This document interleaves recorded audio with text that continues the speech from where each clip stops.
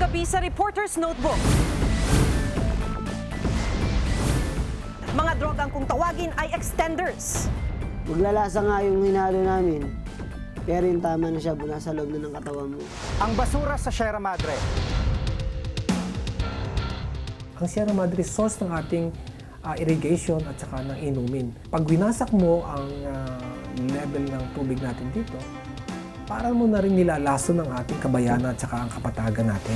Ang lahat ng yan ngayong gabi Sa Reporter's Notebook.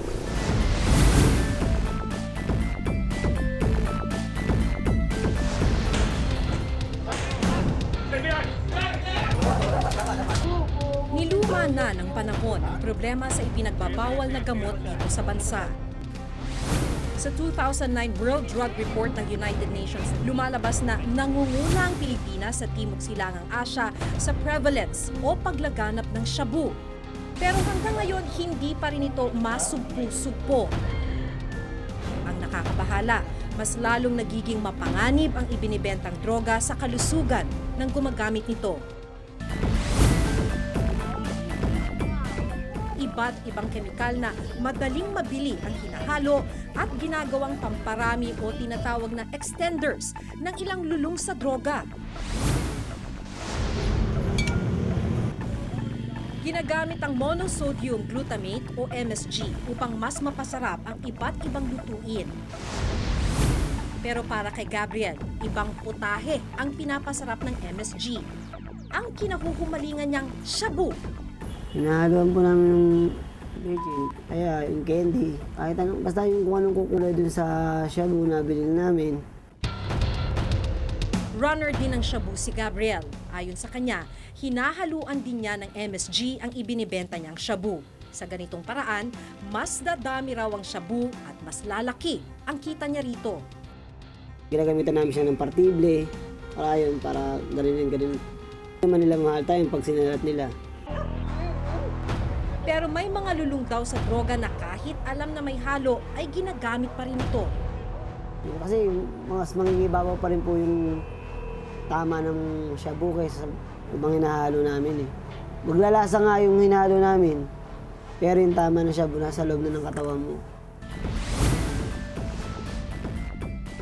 Ayon sa isang toxicologist, kung mapanganib na sa kalusugan ang ipinagbabawal na gamot, higit na makasasama kung hahaluan pa ito ng iba't ibang kemikal gaya ng MSG. Kung paunti-unti yung exposure na isang tao, meron tayong tinatawag na Chinese restaurant syndrome. Yun yung sumasakit yung ulo, nahihilo, medyo naduduwal, yung iba nagsusuka.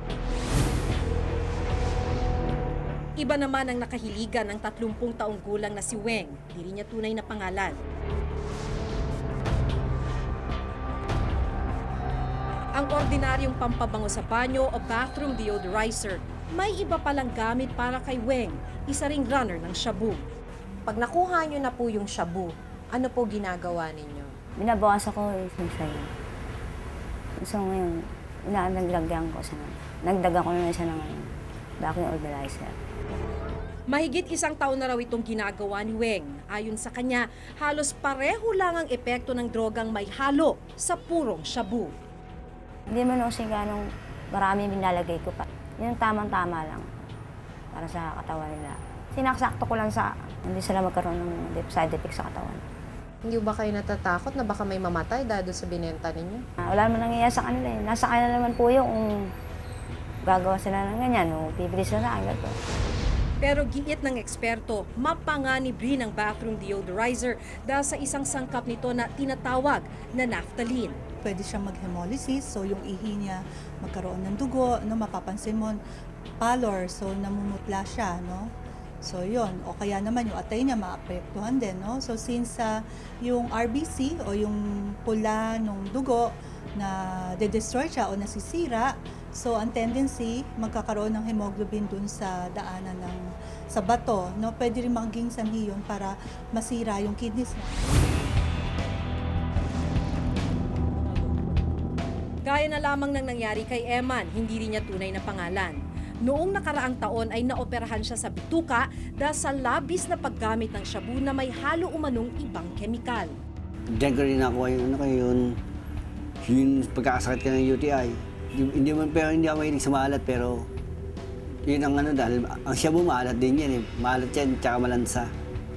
Yan ang ano naman sa akin, ang naging epekto, unser. Kasi hindi ako kumakain pagka nakagamit, lalo na kung sagad na sagad ako. Ang mahabang peklat sa kanyang tiyan ang nagsisilbing tanda sa nangyari sa kanya. Mataas ang dosage ko, tas noon inano ko, yun nakita nilang apekto nga ng sa sebulyan. Yung acid, gutom ako. Tapos ang acid ko sa katawan nagsasama. Walang ano yung bituka, walang malusaw dahil walang pagkain. Yung nagkaunti-unti palang nagka-depression. Gayunman, tila baliwala pa rin kay Emma ng sinapit.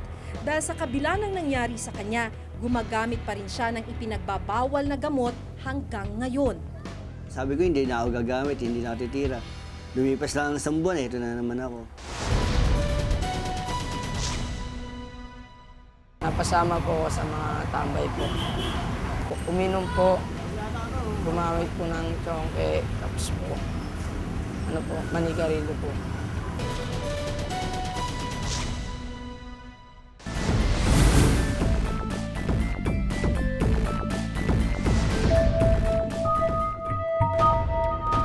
Kung marami ang patuloy na nalululong sa ganitong kalakaran, ang ilang kabataan naman, tila nagsisimula pa lamang sa kanilang pag-eeksperimento. Ang 15 taong gulang na si Eugene, hindi niya rin tunay na pangalan dahil sa barkada, natuto raw siyang gumamit ng marijuana. Yung papa ko po, nagano po ng ibang babae po. Tapos po, napasama po ako sa mga tambay po. Tapos po, ginawa ko nila po. Uminom po, gumamit po ng tsongke, tapos po, manigarilyo po. Gaya ng iba, upang maparami ang ginagamit na marijuana, hinahaluan niya ito ng dahon ng papaya. Yung 3 rolyo po, nagiging 4 pa po.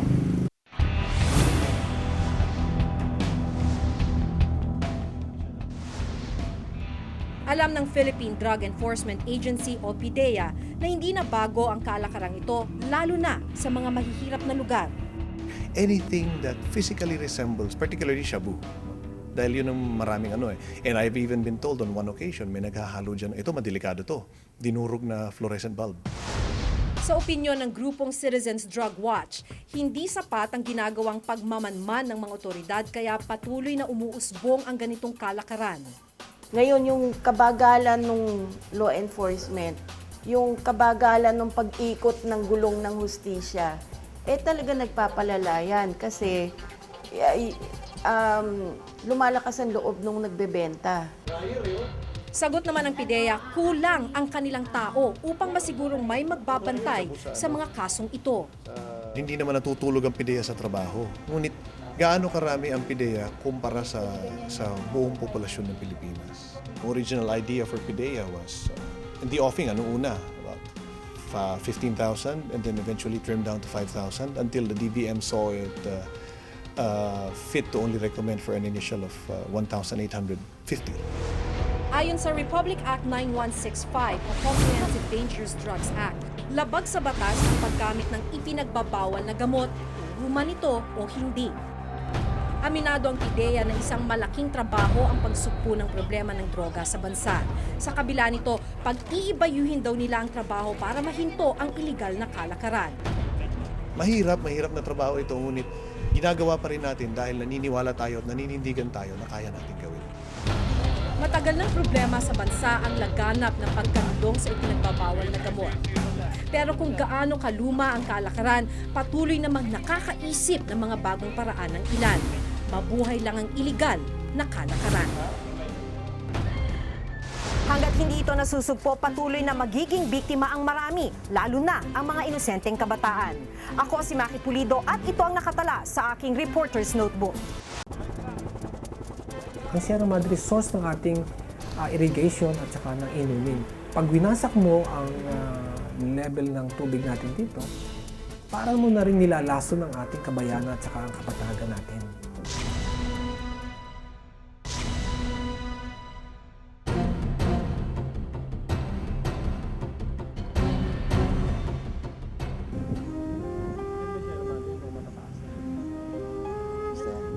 Bundok ng hiwaga kung tawagin noon ng Sierra Madre. Sa laki nitong mahigit 400,000 ektarya, ang ilang bahagi nito'y hindi pa noon naaabot ng tao. Tinaguri ang isa sa last great forest ng Pilipinas. Taglay nito ang likas na yamang higit na nakararami sa ibang malalaking bansa. Pero tila nanganganib na kumupas na ang hiwaga at ganda ng Sierra Madre.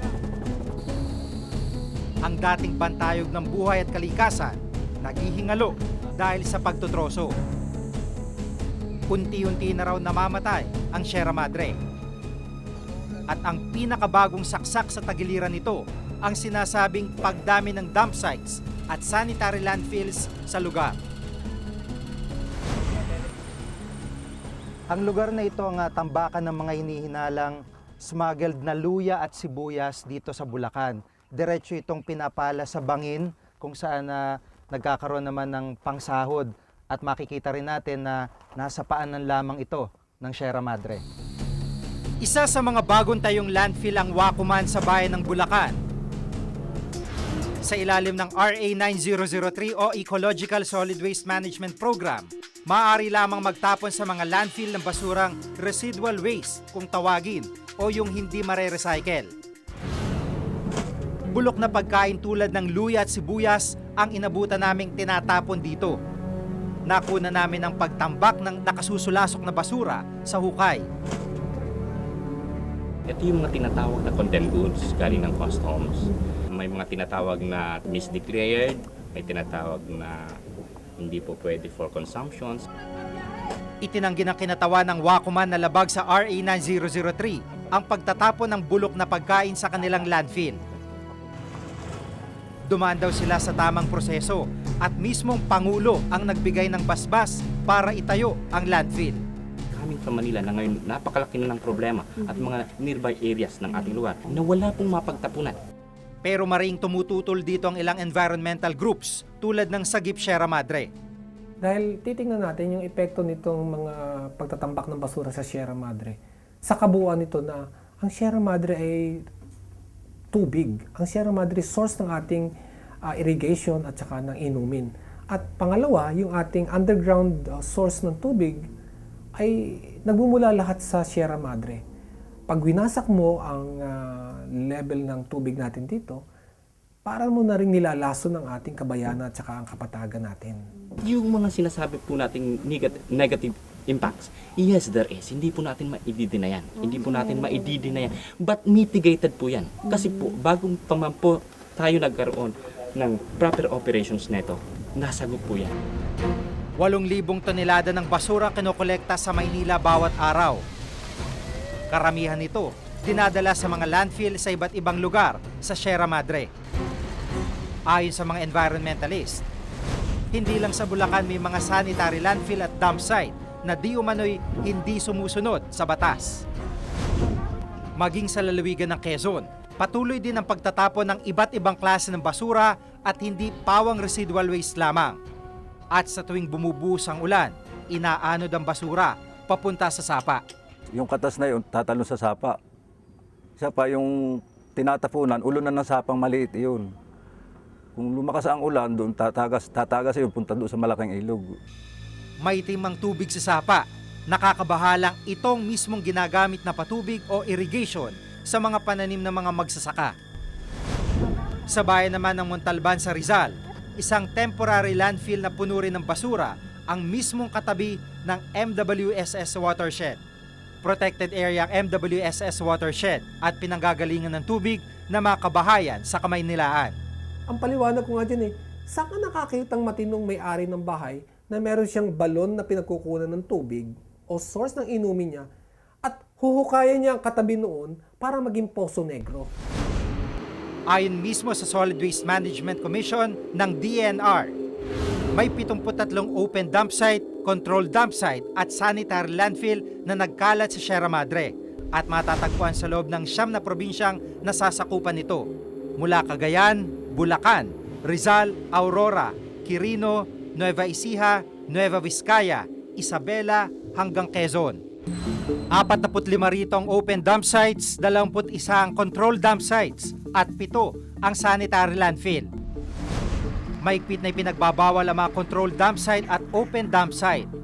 Pero patuloy pa rin itong tinatambakan ng basura. Ang open, yung basta itinapon na nga ng tao, ng bayan, o ninumang entity, yung isang lugar doon sa tapunan ng basurahan kung tawagin yan, yung open. Walang management. While in a controlled facility, ito yung basta tinabunan lamang ng lupa. At nagkaroon ng kaunting clearing, pero nadyan pa rin yung mga shanties hindi maganda. Ayon sa DNR, may pahintulot o environmental compliance certificate raw ang mga ito mula mismo sa kanilang tanggapan. Meron siyang tinatawag na conversion sa local government.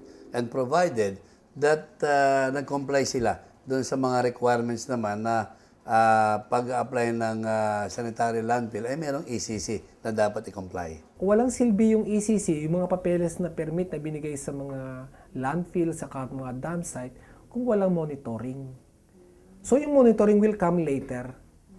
So ang sinasabi namin, wag muna silang maglinis ng kamay. Pero ang milyon-milyong pisong maaaring kitain sa pagkolekta at pag-imbak ng basura ang pangunahing dahilan. Kaya raw patuloy pagbibigay ng lokal na pamahalaan at DNR ng mga permit at ECC kahit lumalabag ang mga ito sa batas. Bakit mo pipilitin ang isang bagay na disastrous, magastos, at alam nating masama ang epekto? Samantalang, dahil pera nga, ginagawa nilang negosyo ang basura. Doon sa aspeto na merong palakasan na sinasabi, well, minsan meron misconception eh. Meron po minsan mga in-between na mga professional broker na doon minsan nagkakaroon ng sinasabing nagiging biktima ang mamamayan at ang ating pong pamahalaan na ito po naman pwedeng idiretso sa ating tanggapan.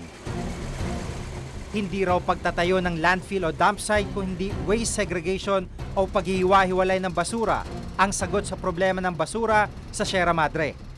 Bagamat yun illegal, yung sanitary landfill, maraming batas na nabubutasan at hindi na ipatutupad. At pinalulusot na lang. Kaya ang hiling namin ay mag-zero waste tayo. Mag-waste segregation tayo.